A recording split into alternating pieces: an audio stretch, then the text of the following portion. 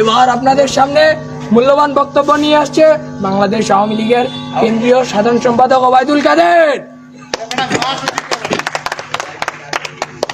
আমরা করতালি দিয়ে অভিনন্দন জানাবো।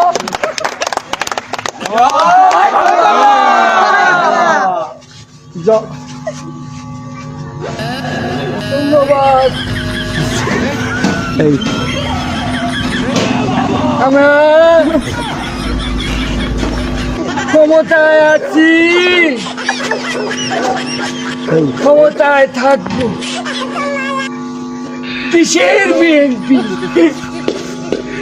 এখানে মাঠও আমাদের, রেফারিও বাসি বুসি যা দেবে আমাদের পক্ষেই দেবে। ক্ষমতায় আছি তো